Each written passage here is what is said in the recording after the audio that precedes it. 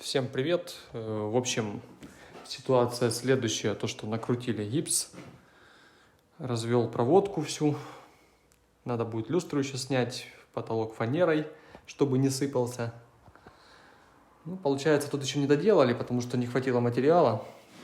Ну, еще угол остался. Так-то все обшито. На эту стену вообще наклеивали. Вот, осталось дверь докупить. Ну, дверь, скорее всего, завтра. Завтра, кстати, мебель тоже. Там мебель очень хорошая. В принципе, 85 тысяч, но это в сборе именно все.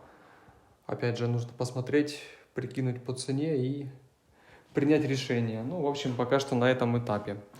Ну, опять же, нужно шпаклевать. Шпаклевку уже тоже купил. Человек попросил сегодня выходной, подсобник мой.